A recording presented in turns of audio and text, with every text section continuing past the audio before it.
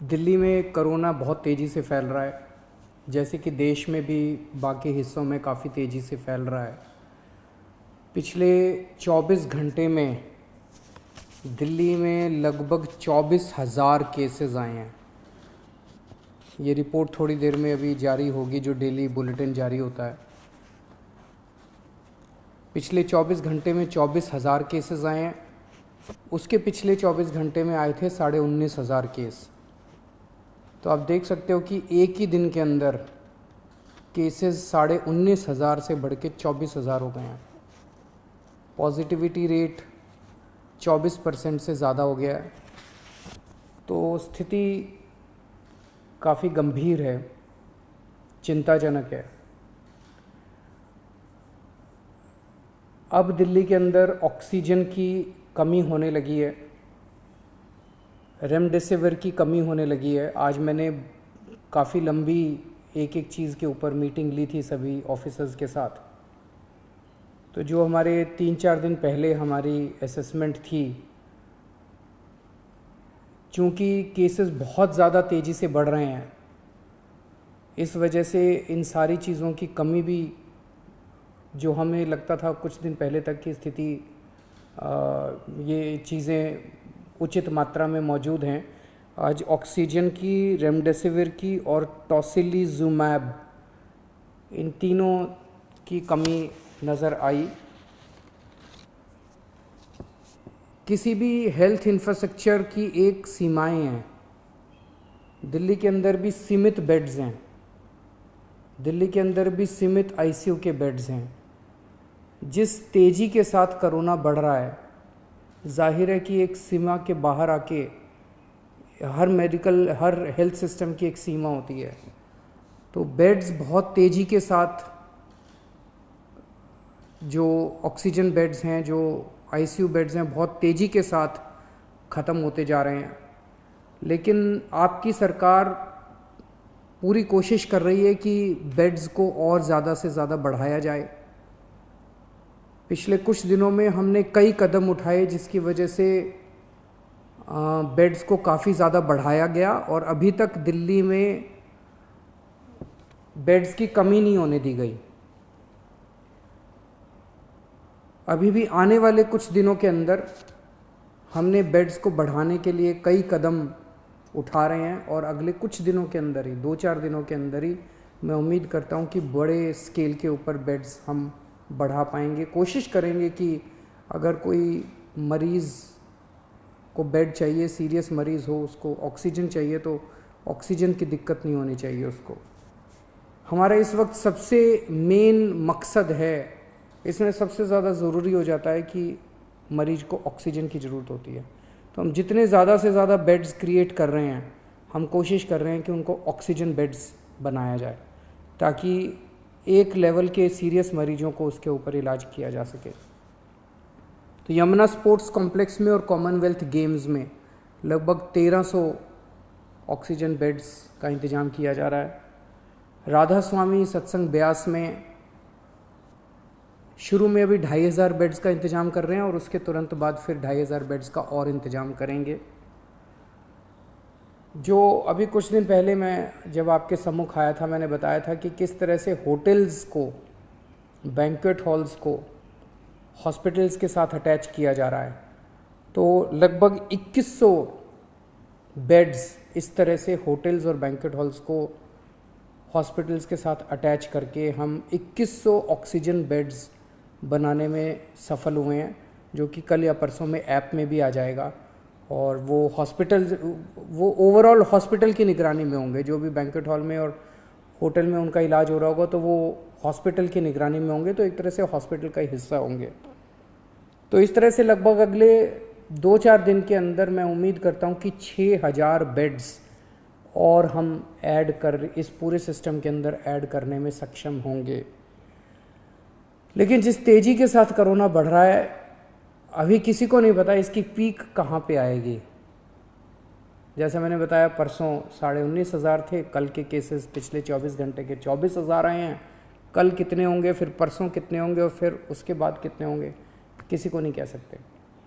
इसीलिए हमें अपनी तैयारियां और बढ़ चढ़ के करनी पड़ेंगी। हम इस वक्त ज़रा सी भी आलस नहीं कर सकते, ज़रा सी भी सांस नहीं ले सकते। इस वक्त हमें 24 घंटे मेहनत करके ज़्यादा से ज़्यादा इंतजाम आगे करने पड़ेंगे, ताकि अगर कोरोना उतना हो जाता है तो हम एक कदम कोरोना से आगे होने चाहिए।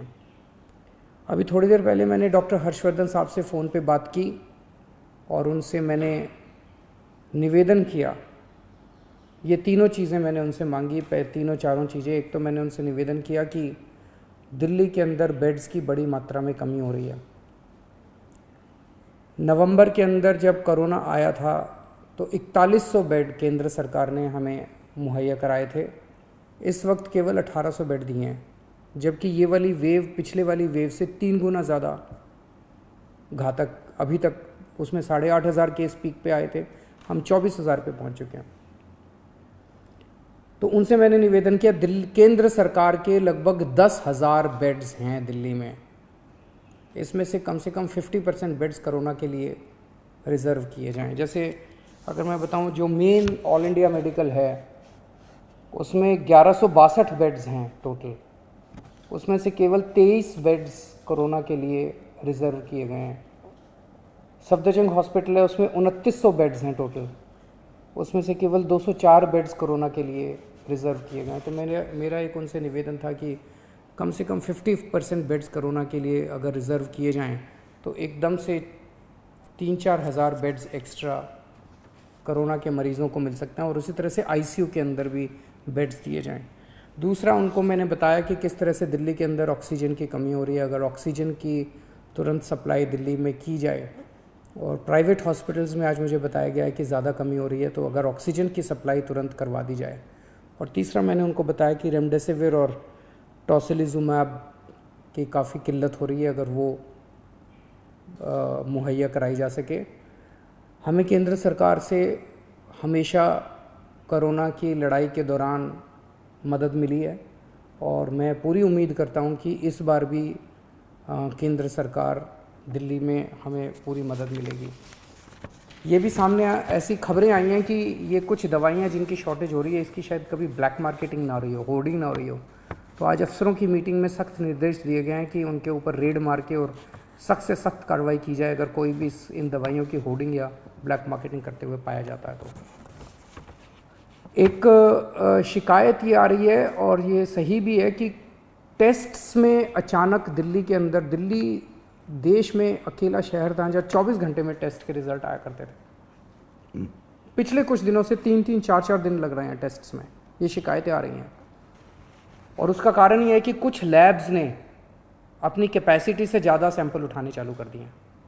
उनकी कैपेसिटी मान लीजिए 5,000 की है दिन की, वो 10,000 ले लेते हैं, 15,000 सैंपल डेली ले लेते हैं, और वो एक देने सैंपल का रिज़ल्ट देने में उनको 3-3, 4-4 दिन लग जाते हैं। इससे नुकसान आप समझिए कि एक सीरियस मरीज, उसने आज सैंपल दिया, उसका रिज़ल्ट अगर 3 दिन बाद आएगा, 3 दिन के अंदर तो उस व्यक्ति की मौत भी हो सकती है।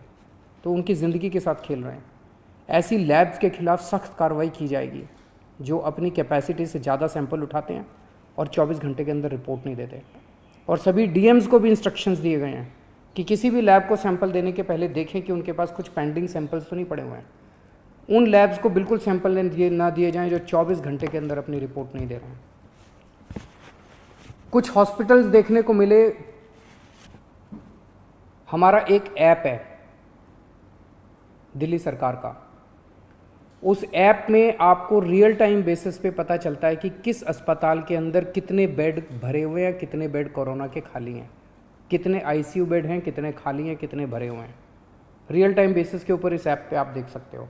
और ये ऐप हम नहीं चलाते, हर हॉस्पिटल को हमने पासवर्ड दिया हुआ है, वो हॉस्पिटल वाले खुद उसमें डेटा भरते हैं। तो जिस हॉस्पिटल ने अपने ऐप में, हमारे दिल्ली सरकार के ऐप में भरा हुआ है कि अभी मेरे पास 40 बेड खाली हैं, और कोई वहाँ जाता है और बेड मांगता है और अस्पताल मना कर देता है, तो ये इसके खिलाफ अब सख्त कार्रवाई की जाएगी। इस तरह की शिकायतें आ रही हैं कि ऐप में दिखा रहे हैं कि बेड है, लेकिन अस्पताल बेड दे नहीं रहे, वहाँ जाते हैं तो कहते हैं बेड खाली नहीं है। ऐसे अस्पतालों के खिलाफ जो गलत जानकारी भर रहे हैं, जो फ़ोन पे ठीक जानकारी नहीं दे रहे हैं, और ऐप में होते हुए भी अगर वो मरीज को बेड नहीं देते हैं, ऐसे अस्पतालों के खिलाफ अब सख्त कार्रवाई की जाएगी। कोरोना से निपटने के लिए हमें मजबूरी में ये वीकेंड कर्फ्यू लगाना पड़ा। चारों तरफ से खबर आ रही है कि लोग इसका अच्छे से पालन कर रहे हैं। अगले कुछ दिनों तक हम स्थिति पे नज़र रखे हुए हैं। अगर स्थिति और गंभीर होती है और अगर हमें जो भी कदम इसको कंट्रोल करने के लिए, आपकी ज़िंदगी बचाने के लिए, आपकी सुरक्षा के लिए, आपके स्वास्थ्य के लिए जो भी कदम उठाने पड़ेंगे, हम कदम उठाएंगे।